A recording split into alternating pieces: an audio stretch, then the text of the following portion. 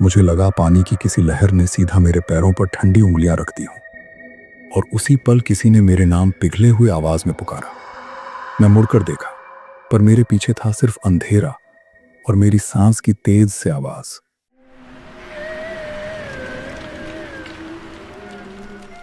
मैं हमेशा कहता था, अकेले फिशिंग करने जाना मेरे लिए किसी दवा जैसा है। उस रात भी मैं वही गलती दोहरा रहा था। शाम के चारों पहर की थकान मेरे कंधों पर थी, पर उस सुनसान झील की खामोशी में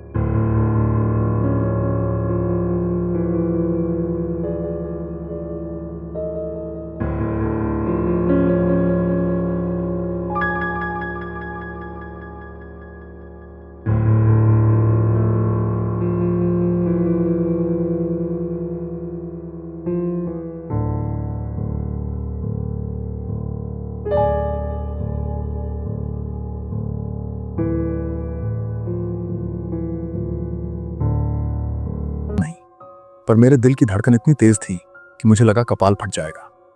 मैंने नाव की दिशा बदलने का सोचा, किनारे की तरफ, पर रोशनी में देखा कि किनारे बहुत दूर नहीं थे। फिर भी जितना भी मैं तरह तरह से कोशिश कर रहा था, नाव मानो अपनी जगह पर जकड़ी हुई थी। रस्सी कहीं अटकी नहीं थी। मैंने चारों तरफ देखा, किनारे पर कोई नहीं, सिर्फ पेड़ और उनके पत्तों की चहचहाट। और फिर अचानक पानी ने एक बार फिर मेरा नाम पुकारा, पर यह आवाज बहुत पास थी। इस बार किसी ने मेरा नाम एकदम कान के पास फुसफुसा दिया, आते रहो। शब्द अर्ध समाप्त रह गए। मेरी हिम्मत खत्म हो रही थी, पर जिज्ञासा भी कहीं गहरे अंदर झुरसी कर गई थी। मैं पीछे हटना चाहता था, पर पैरों की जकड़न ने मुझे रोक रखा था। मैंने टॉर्च की रोशनी पानी की सतह से नीचे झुकाई, और वहां कीचड़ में कुछ लिखा हुआ नजर आया, जैसे कोई पुराना संदेश। अक्षर अजीब थे, वे किसी मानवीय लिपि से मिलते जुलते थे, पर उल्टे और फटी हुई। मैंने झुक कर देखा, तब लगा कि ये सिर्फ अक्षर नहीं बल्कि किसी के नाखून के निशान थे, नाखून जो पानी की सतह पर लिखे गए हों। मैदान ने मेरी आंखों के सामने एक चित्र खींचा, एक पुराना घर टूटे हुए खिड़कियों के साथ, और उसके सामने वही झील। मेरे दिमाग ने उस चित्र को पहचानने की कोशिश की और तभी किसी पुरानी याद की तस्वीर आई। बचपन में दादा ने एक कहानी सुनाई थी, झील के उस पार एक हवेली की जहां कभी लोग गायब हो जाते थे।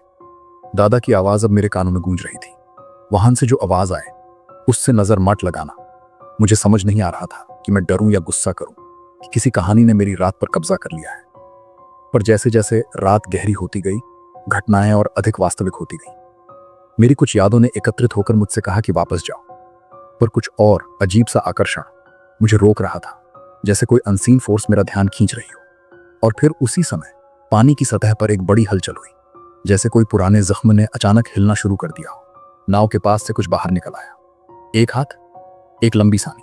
पर जब टॉर्च की रोशनी उस ओर पड़ी तो वहां सिर्फ एक स्याह परछाई नजर आई जो पानी में मिलकर उड़ गई और पानी पर शब्द बन गए, आजा। मैंने निश्चय कर लिया था कि अब मैं वहां रुक नहीं सकता। मैंने नाव की दिशा बदली और पैरों से पानी में पैडल मारे, पर नाव धीरे धीरे जैसे किसी अज्ञात शक्ति से रोकी जा रही थी। मैंने जोर लगाया और तभी ऐसा लगा जैसे पानी के भीतर से कोई ने मेरी टांग पकड़ ली हो। उस पकड़ में न ठोस था न मांस, बस एक ठंडी चिपचिपी महसूस थी जो धीरे धीरे ऊपर की ओर खींचने लगी। मेरे कानों में किसी कानाफूसी का राग चला, हर शब्द अलग तरह से गुजर रहा था। यही तो इंतजार था। मैंने हाथ फैलाकर पानी छोड़ा, पर हाथ पानी में धंसते ही एक अजीब सी लकीर सी मेरी हथेली पर उभर आई, जैसे किसी ने उस पर स्याही छाप दी हो। मेरी हथेली का यह निशान चमक रहा था, हल्की सी नीली रोशनी के साथ। मैंने देखा निशान धीरे धीरे बन रहे थे और वो निशान मेरे किसी अतीत की याद से मिलते जुलते थे। किसी ने मुझे पहले भी ऐसे निशान दिए थे, पर किसने, कब? मैं इस भूल को पकड़ने की कोशिश कर रहा था, पर स्मृतियां छिन छिन कर बाहर आ रही थी।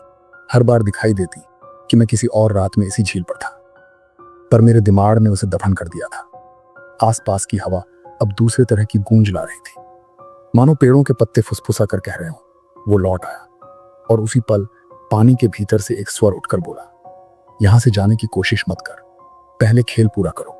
आवाज ऐसी थी कि मेरे पूरे शरीर में कांप उत्पन्न हो गया। मैंने महसूस किया कि यह केवल भौतिक नहीं, ये मेरे साथ जुड़ी किसी पुरानी गलती का हिसाब मांग रहा था। मन ने एक एक करके उन पुरानी घटनाओं को खोलना शुरू कर दिया। रातें, झील, एक खोया हुआ वादा और एक नाम जिसे मैंने भूलने की कोशिश की थी। हाँ, ये मेरे अतीत से जुड़ा हुआ था। भोर के पहले की वो आखिरी घड़ी और खेल का अंत। रात की तीखी घड़ी में मैंने फैसला किया कि अब चाहे जो हो, मुझे इस खेल का अंत करना होगा। मैंने अपने भीतर की एक छोटी सी आवाज को पकड़कर उसे बुलाया। सबूत चाहिए, मैंने खुद से कहा। मैंने पानी में झांका और साफ देखा। पानी की गहराई में कुछ पुरानी चीजें थी, एक टूटी चप्पल, एक पुरानी घंटी और एक छोटा सा फोटो फ्रेम जिसमें मेरा बचपन का चेहरा था, पर चेहरा धुंधला था और फ्रेम के पीछे लिखी तारीख कुछ अजीब थी, वही तारीख जो मैंने कभी देखी ही नहीं थी। मैंने फ्रेम निकाला और जैसे ही मेरी उंगलियां उसके किनारे को छुईं, मेरे दिमाग में अतीत की एक पूरी रात उलट कर आ गई। एक ऐसा समय जब मैंने किसी को आंख में झूठ कहा था और उस झूठ ने किसी का जीवन छीन लिया था। मैं बचपन में था, किसी की हंसी ध्वनि और एक सुनसान झील। मैंने किसी को वादा तोड़ा था और अब वही वादा मुझे पकड़ कर रखे हुए था। कोई शक्ति मेरा हिसाब मांग रही थी, पर मैं कैसे चुका सकता था जो मैंने काट कर रखा था। वही चेहरे, वही आवाजें, सब कुछ इतना वास्तविक था कि मैं मरकर भी उसे छोड़ नहीं पा रहा था। मैंने उस फ्रेम को मजबूती से पकड़ा और जोर से कहा, मैं याद रखता हूं। और उसी वक्त पानी की सतह पर लहरों ने स्वर बदल दिया। पानी ने एक तरह से हंसते हुए कहा, याद कर लो वरना हम तुम्हें याद कराएंगे। मैंने आंखें बंद कर ली और सबसे पहली बात जो मुझे करनी थी, सच्चाई स्वीकार करना। मैंने उस रात की हर बात स्वीकार की और माना कि मैंने किसी की उम्मीदों के साथ खलवासा किया था। जब मैंने स्वीकार किया तो पानी में अचानक शांति आ गई, पर शांति भी विचित्र थी। पानी की सतह ने जैसे एक बार में सब कुछ निगल लिया और नाव हल्की हुई। मैंने देखा कि किनारे पर एक पुरानी टूटी सी फोटो रखी थी और उसमें वही चेहरा मुस्कुरा रहा था।